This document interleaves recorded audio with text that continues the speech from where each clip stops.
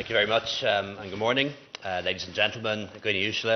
Today is a very significant day for everyone on the island of Ireland, for our neighbouring island and for all our fellow members of the European Union.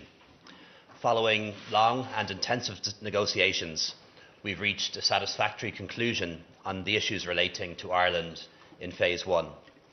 As you know, the Irish issues were one of three critical areas that needed to be dealt with in these talks before the European Union and United Kingdom could proceed to the Phase 2 issues, such as trade and the new political and economic relationship that will exist between the United Kingdom and the European Union.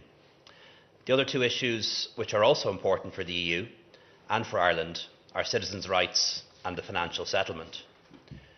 We have achieved all that we set out to achieve in Phase 1 of these negotiations. We have the assurances and guarantees we need from the United Kingdom and support for them from the European Union. I am satisfied that sufficient progress has now been made on the Irish issues. The parameters have been set and they are good. Now we can move on to work out the detail of what has been agreed, to talk about the transition phase, free trade and the new relationship between the EU and the UK. This is not the end, but it is the end of the beginning, and we will remain fully engaged and vigilant throughout Phase 2, the drafting and ratification of the new treaties that will be required between the EU and the UK and their implementation. So what's been achieved? First of all, the Good Friday Agreement in all its parts is protected. Secondly, everyone born in Northern Ireland will continue to have the right to Irish and therefore EU citizenship. So a child born in Belfast or Derry today will have the right to study in Paris, to buy property in Spain, to work in Berlin or any other parts of the European Union. All they have to do is exercise their right to Irish and EU citizenship. Third, the common travel area will continue, allowing us to travel freely between Britain and Ireland. British and Irish citizens will continue to have the freedom to live, work, study, access housing, healthcare, pensions and welfare in each other's countries as though we were citizens of both. Fifth, the United Kingdom is committed to avoiding a hard border as an overarching requirement with which any future arrangements must be compatible. There will be no physical infrastructure or related checks or controls. Three options have been set out as to how this can be achieved. Our preferred option is, of course, a deep and comprehensive agreement between the EU and the UK in its entirety, which will allow us to trade as we do now. However, that might not be possible, so there is a backstop arrangement in place, in which Northern Ireland and perhaps all of the United Kingdom will maintain full alignment with the rules of the internal market and customs union, which are relevant to the avoidance of a border, North-South cooperation and the all-island economy. Sixth, people and businesses in Northern Ireland are being given the additional assurance that the United Kingdom government will ensure that Northern Ireland business will continue to have unfettered access to the whole of the UK and that no new barriers will develop between Northern Ireland and Great Britain unless the Northern Ireland Executive and Assembly agree to it. Northern Ireland and Great Britain will not drift apart. Seventh, peace and interreg funding, which is so valuable to our border communities, will continue through to 2021, and we will all favourably examine continuing it beyond that. Eighth, the United Kingdom has committed to ensuring that in Northern Ireland there is no diminution of the human rights, safeguards and equality of opportunity that's set out in European law. And finally, there will continue to be a distinct strand on Ireland in the Phase 2 of these negotiations. I hope soon to see the restoration of the Northern Ireland Executive and the North-South Ministerial Council. These institutions will be a vital voice as we move forward together into Phase 2 of the Brexit talks. I want in particular this morning to recognise the concerns of the unionist community in Northern Ireland, and I want to assure you that the Irish Government has no hidden agenda. There is no question of us trying to exploit Brexit as a means of moving towards a united Ireland without consent. We do not want to see a border in the Irish Sea, any more than we want there to be a border between Newry and Dundalk or between Letterkenny and Derry. We want to build bridges, not borders. and we want free travel and free trade to continue as it does now and has done for the past 20 years. We want reconciliation and respect to grow. Our guiding light and our only ambition throughout has been to ensure that the provisions of the Good Friday Agreement continue to operate in full after Brexit, and that people can go about their normal lives and businesses as before and just as they have done for the past 20 years. In particular, the agreement we've reached explicitly recognises the provisions of the Good Friday Agreement with regard to the constitutional status of Northern Ireland and the principle of consent. This principle is the foundation stone of the new relationships that we've built on this island since 1998 and will continue to build into the future. To the nationalist people in Northern Ireland, I want to assure you that we have protected your interests throughout these negotiations and will continue to do so. Your birthright as Irish citizens, and therefore as Europeans, has been protected. There will be no hard border on our island, and you will never again be left behind by an Irish government. These rights will of course be available to everyone in Northern Ireland who chooses to exercise his or her right to be an Irish citizen, regardless of their political persuasion or religious beliefs. In conclusion, I want to thank my colleagues in government, the officials and diplomats in the Department of the Taoiseach and the Department of Foreign Affairs and Trade, and especially the Taoiseach and Minister for Foreign Affairs, Simon Coveney, and the Minister for European Affairs, Helen McEntee, for their hard work and commitment in the months gone by. The government has been united and firm in its resolve. I'd also like to thank the opposition leaders for the very practical support they have offered in recent months, both to the government and by using their contacts with sister parties across Europe. I also want to recognise the EU negotiators, led by Michel Barnier, as well as President Tusk and President Juncker, and my fellow heads of state and government. Their solidarity has been invaluable, and it was beyond what we hoped for. It is, to me, the clearest possible illustration of the values of the European Union and why small countries are better off in the EU. And it puts beyond any doubt that our future lies in the European Union, at the heart of the common European home that we helped to build.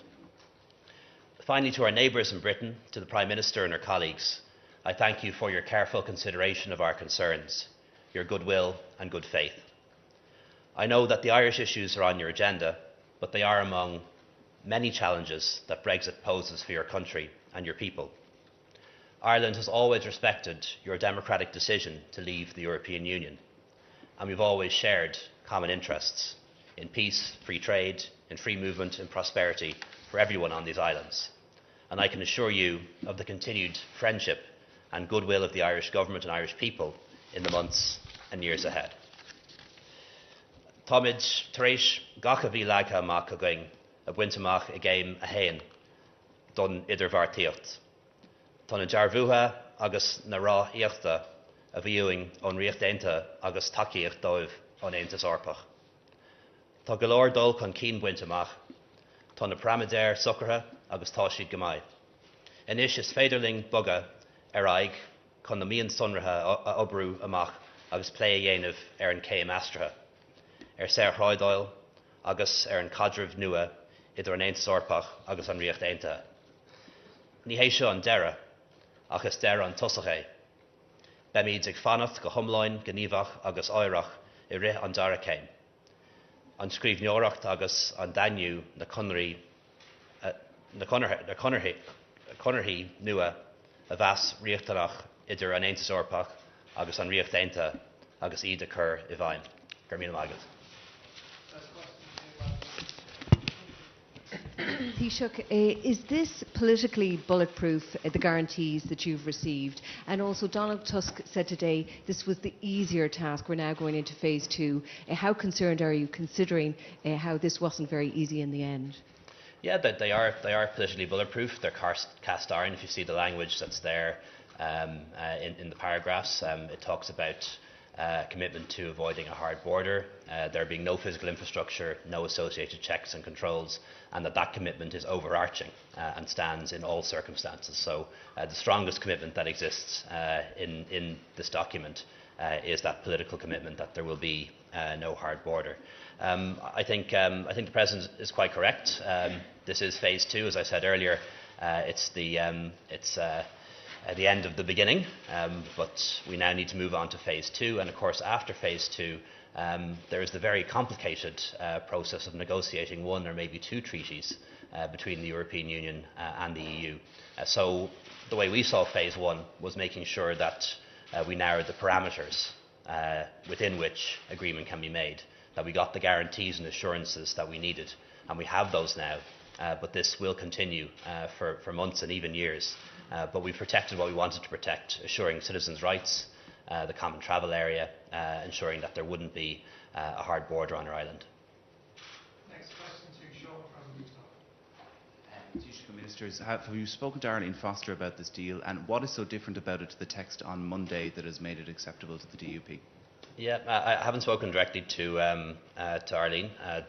The way the negotiations were structured is that it's a negotiation between the EU task force on the one side and the UK government on the other. We have had some bilateral talks with the UK government, but we've respected the process that was agreed to at the start as to how this negotiation would work, and that doesn't involve political parties. It involves the European Union and sovereign governments. In terms of the changes that were made between Monday and today, many were stylistic. They were changes in language or just statements of fact, which we'd no difficulty with. And the one change I think of significance is the new paragraph 50, which is an assurance that the United Kingdom is giving to people and businesses in Northern Ireland, that the United Kingdom will ensure that there are no barriers to trade between Northern Ireland and Britain, and that Northern Ireland businesses will still have unfettered access to the rest of the UK, to GB, in those backstop scenarios. And that's something we're comfortable with. Had that been there on Monday, we would have consented to it. So the fact it was added in is something that we're very happy to welcome. And you'll have heard me saying before, on Monday and even before that we don't want to see a border in the Irish Sea any more than we want to see a border between Newry and Dundalk, or between Letterkenny and Derry. And that paragraph is put in to assure people in Northern Ireland and businesses in Northern Ireland that Northern Ireland won't drift apart from Great Britain, and we're absolutely satisfied that is included and should be included. One question. Taoiseach, since Theresa May took over as Prime Minister of the UK, the indications were very much that we were heading towards a hard Brexit between her conference speech, her Lancaster House speech. Do you think that this document today points that we are now heading towards a soft Brexit along the lines of you have campaigned for and many in the UK have campaigned against? Yeah, I think it's I think that's really a matter for the United Kingdom, for them to decide what type of Brexit they want to have. Our job as the Irish government and my job as Taoiseach is to protect our national interests, and they involve protecting the rights of people in Northern Ireland, EU citizens in Northern Ireland. It involves avoiding a hard border. It involves the common travel area, ensuring citizens' rights remain between Ireland and Britain, and all of those things. And we've protected what we sought to protect and achieved what we sought to achieve. We will now get into a lot more detail, and I think the fact that we're talking in terms of regulatory alignment and full regulatory alignment, I think is very helpful, because whatever new relationship exists between the EU and the UK, if we're going to have free and unfettered free trade, then by definition you're going to have to play by the same rules.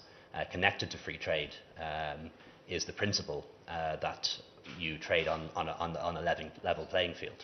You don't have free trade, unfettered free trade, with a country that has lower health standards or lower environmental standards or inferior labour laws or different safety standards. So connected to unfettered free trade is regulatory alignment, and I think that's the kind of detail we're going to get into in the months.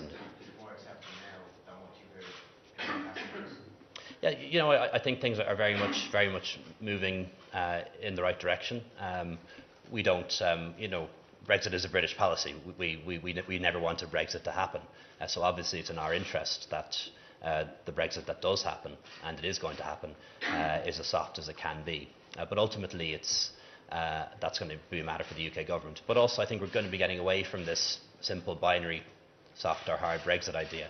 We're actually now getting into the detail. And I think as we get into the detail more and more, the British public and British people will come to understand why it makes sense, actually, that we have very similar or almost identical rules and regulations when it comes to trade, because that's what facilitates free trade, is the fact that we do have the same standards.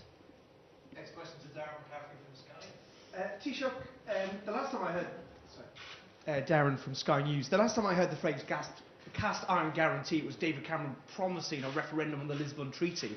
And the DUP this morning have said that nothing is agreed until everything is agreed, and how we vote on the final deal will depend on its contents. So ultimately, what you have agreed today isn't cast iron. The UK could still crash out of the European Union. Politicians do go back on the words. So this is just a principled agreement, really, isn't it? And second of all, we've had a lot of talk this week. A lot of people have said things. Just how damaging has this week been for Anglo-Irish and North-South relations? Well, this is an agreement on the one part by the European Union, of which Ireland is a member, and on the other part by the United Kingdom. And speaking on behalf of Ireland and the European Union, I can absolutely guarantee people that we will abide by this agreement. And I don't have any reason to think that the British government and the UK government won't abide by this agreement. So this agreement, this report, sets the parameters for further talks, and I'm confident that the political guarantees that exist in this are rock solid. And certainly from our side, from the side of Ireland, from the side of the European Union, we will absolutely uphold what we've agreed to here today. Sorry, the second part of the question? Oh yeah. I'll be very frank. Brexit, by its nature, has strained relations between Ireland and the UK. Of course it has. How could it not? But our role now is to make sure that we get through that and that we re-establish the close friendship that should exist between Britain and Ireland and between the British and Irish governments. And I actually think because of this agreement that we have today, because we've been given the guarantees and assurances that we sought, I think that in the months and years ahead, Britain will have no closer friend than Ireland when it comes to future negotiations and the final treaties. Arthur Beasley, followed by Sharon Murray. Taoiseach, so you are saying that you are confident this agreement made by Theresa May this morning will stick come what may in her engagements with the hard Brexiteers in her party. Secondly, what is the reason for the need for a distinct Irish strand in the second phase of the talks? If all of the Irish issues have now been settled to your full satisfaction, why do we need a distinct phase in round two? Thank you. Yeah. Well, the answer first question is yes. Yes, I do. I'll ask the Taoiseach to answer the question about why we sought a dedicated Irish stream throughout phase two. Yeah, no, I think what this whole agreement is about is to try and provide reassurance to people that the fears that have been held in terms of the consequences of Brexit, perhaps unintended consequences, because, for example, nobody wants or is advocating for a hard border. But the fear was that we wouldn't be able to prevent it in the context of trying to figure out a trade arrangement. And that's why we needed the guarantees of a backstop, fallback position, if you like, in the absence of any other agreed solution that would guarantee the avoidance of a hard border. But I think that a lot of Irish people will get reassurance knowing that as we move into phase two, as in phase one, there will be a specific Irish stream because there's a recognition that Ireland is more vulnerable, more exposed to the fallout of Brexit than any other European country, geographically because of where we're placed. The interwoven relationship that Ireland has with Britain, which is such a close one, that because of that, in phase one, the Irish issues were quite specific and needed to be addressed in order to move on to phase two. And before any final agreement can be signed off on, there will be a specific Irish stream in phase two also that will ensure that the Irish issues don't simply get lumped into the pot with a whole load of other issues and therefore don't get the focus and the priority that they need. So we insisted on ensuring that the structure of phase two would mirror, in some ways, from an Irish point of view, the structure in phase one, whereby there would be a specific workout of an Irish set of quite unique issues to ensure that they're fully addressed. And I hope that people will be reassured by that. So in the same way as Ireland has been one of the last things to be resolved to allow us move on to phase two, In phase 2, there will be specific Irish issues that will also need to be addressed. And as the Taoiseach said, I think you'll find actually that Ireland and Britain will in many ways have quite a similar outlook in terms of the outcome that we'd like to see, which is a very comprehensive free trade agreement or partnership that allows trade to be maintained. Let's not forget we have a €65 billion trade relationship with Britain. We have 38,000 companies trading with Britain from Ireland every single week. We have 200,000 jobs linked to that. So phase 2 is important for Ireland. We want to move on to it, but we also want to have a specific Irish stream in phase 2 to deal with the specific and quite unique Irish issues linked to Brexit. Yeah, what are the implications of this agreement on the future trading relationship with the EU? And also, are you confident now there will be a transitional period agreed? Will that involve the 4 freedoms, including freedom of movement?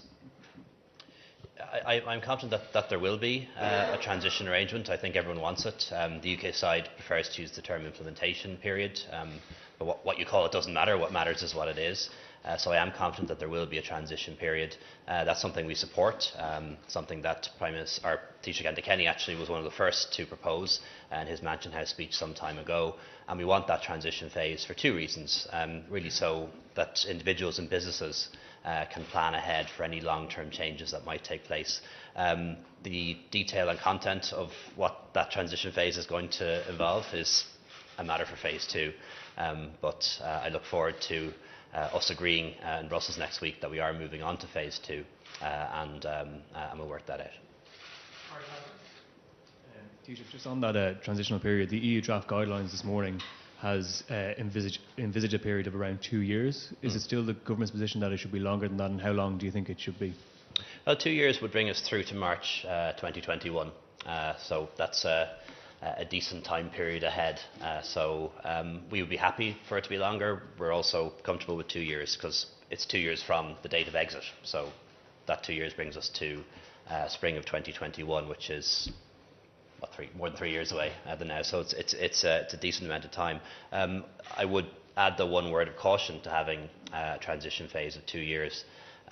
Obviously, what we're going to want to do is to negotiate new treaties. It's going to be required that there be a new association treaty or some form of treaty between the United Kingdom and the EU, possibly 2 treaties, one dealing with economic and trade matters and a different one dealing with security, defence and issues such as that. It takes time to negotiate treaties, never mind how long it took to negotiate Maastricht or the Lisbon Treaty or you name it, how long it's taken to negotiate CETA, for example. So our experience and my experience is it can take many years to negotiate treaties, and I would have thought it would be in everyone's interest to make sure that the transition phase or implementation period is long enough to write those treaties. And then bear in mind they all have to be ratified, not just by the EU at EU level and the United Kingdom. They have to be ratified by potentially all the individual member states' national parliaments and the European Parliament. So negotiating these treaties will take time, and how long the transition phase should be, in my view, must be linked to how long will it take us to negotiate those treaties and secure ratification for them across 27 remaining member states.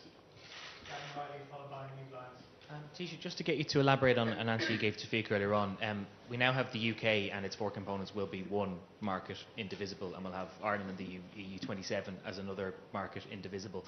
And if we're to avoid a border or any kind of divergence, we have to have this alignment, as you call it. Does that effectively mean that even if the UK as a whole is not within the customs union and the single market, that it is going to have to honour the rules and obligations of the single market anyway? Perhaps not all of them.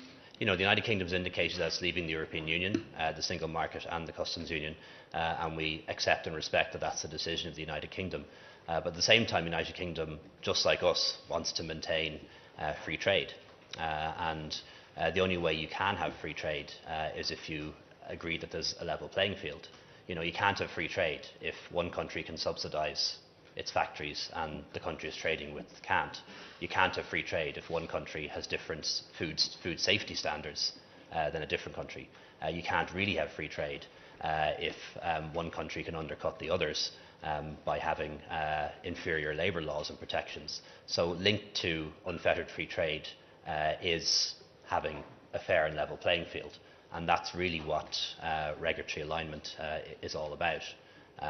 So that's what's indivisible, really, and I think it's understood and appreciated in the United Kingdom that in order to have free trade with this massive market of 440 million people that's on Britain's doorstep, there will need to be regulatory alignment, not in all things, but a full and ongoing regulatory alignment. Taoiseach, you were highlighting the structures of phase two. Could you perhaps give us some of the priorities from the Irish perspective for phase two? What are we seeking? What's on the top of the list? And are you essentially saying, when you talk about treaty change, Irish people will essentially, when all the I's are dotted and the T's are crossed on the trade deal, Irish people will essentially have a Brexit referendum? Probably won't be necessary to have a referendum. We concluded CETA, for example, with Canada, very deep agreement with Canada without the need for a referendum, and we have the European Economic Area with Switzerland, Norway, other places. So it probably won't require a referendum. It would only require a referendum if it affected our constitution in some way, and I don't envisage that being the case. But it will require, I'm certain it will require, parliamentary ratification by the European Parliament and 27 other national parliaments. And any one of those could potentially hold it up. And that is going to be a big challenge. One of the great things about being in the European Union is that we do agree things, sometimes by majority vote and by qualified majority. When you get back to more traditional inter-sovereign relationships, you need all 27 agreeing. And that is going to produce, I think, a real challenge for the United Kingdom in achieving these treaties, but we'll work with them to try and achieve that. In terms of our objectives for phase two, obviously trade is going to be a big one for us. We want the trading relationship to continue more or less as it is now, not just north-south, but also east-west. If you're a farmer, if you're an agri-food, if you're an exporter, importer, if your job depends on trade with Britain, you're going to want free trade to continue. So that's a big thing for us. Having an adequate transition phase that allows people to adjust and allows enough time to negotiate new treaties, that's going to be important too. What will also be important is things like aviation. The United Kingdom at the moment is part of the single European sky, and that's what facilitates so many flights in and out of Britain, not just to Ireland, but to other parts of the world. And we want those kind of things to continue. And obviously they'll have other interests as well. The UK will have particular interests around defence and security, which we'll be less interested in, but that'll be important to them as well. Do you want to add anything on phase two?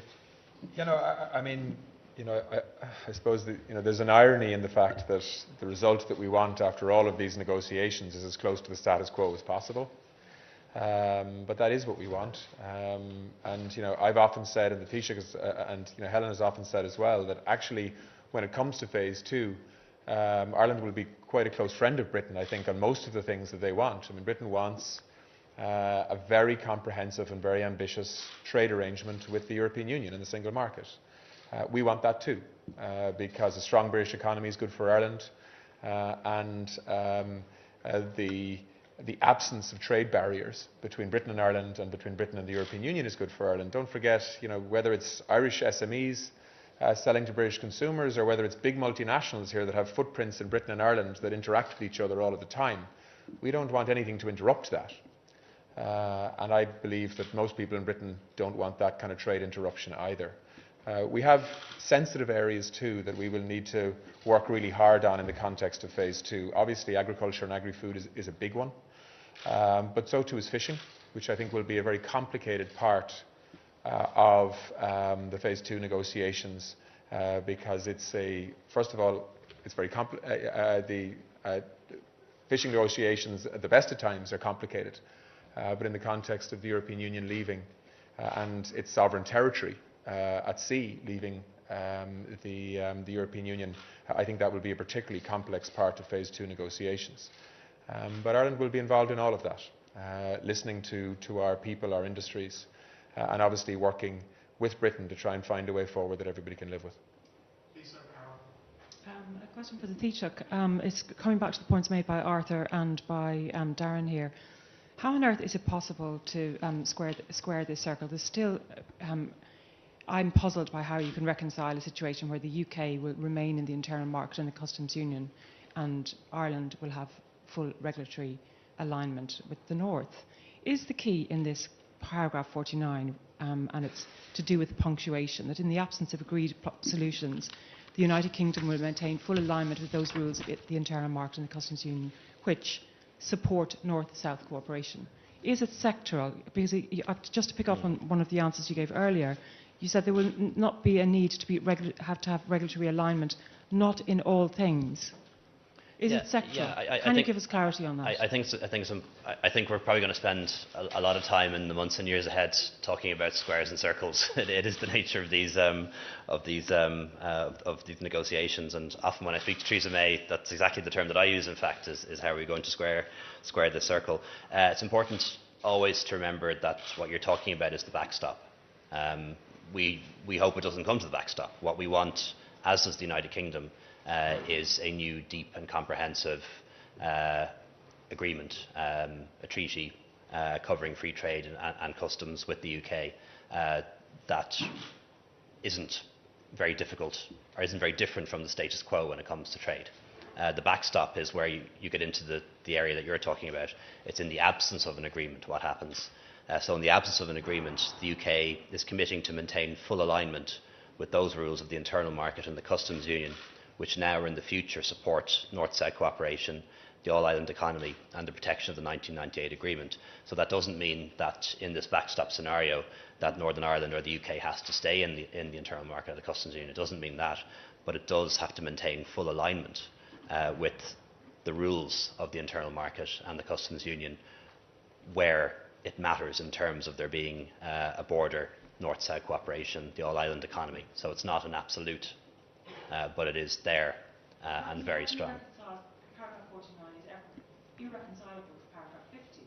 If you've got alignment east-west, and the east, the UK is different, how can you have alignment north-south? No, it's not. It's not yeah. Kicking the can down the road. No, it's not irreconcilable because paragraph 50 is a commitment on behalf of the United Kingdom, that the United Kingdom, which will be outside the European Union at that stage, will be free to continue to allow unfettered access to Great Britain for Northern Ireland business and Northern Ireland people. So in that kind of backstop scenario, you essentially have a specific solution or special arrangement for Northern Ireland, which allows them to continue to trade freely with the EU, but also Britain taking its sovereign decision to make sure there's no barriers to trade either between Northern Ireland and Britain. So ironically, that backstop scenario is actually a very good house for Northern Ireland. But that's not where we expect things to end up. We expect to be able to negotiate a new EU-UK treaty which will allow free trade to continue between all of the UK and the European Union. Final question to Taoiseach, I wonder what you think Wales and Scotland and even London will make of this deal. Nicola Sturgeon's already tweeted this morning that whatever special arrangements are made for Northern Ireland should be made available to all the others. Yeah, look, that's a matter of internal UK politics, which I'd be wise and advised not to comment on, so I won't. I suppose the only thing that I would say is that the fact that we saw on Monday and perhaps are again seeing today, Scotland and potentially other countries like Wales or London looking for the same arrangements of Northern Ireland, I hope sends a very clear message to the people in Northern Ireland, in both communities, Catholic and Protestant, Unionist and Nationalist, that this is actually a very good deal for you. And we've done a lot of work making sure that even the worst case scenario, the backstop option, is a good outcome for Northern Ireland. And I'd really like people in Northern Ireland just to set aside some of those historical differences and old-fashioned tribal divisions and look at what's here and see that it is a very good outcome for Northern Ireland in any circumstance. Thank you very much, everyone. Thank you.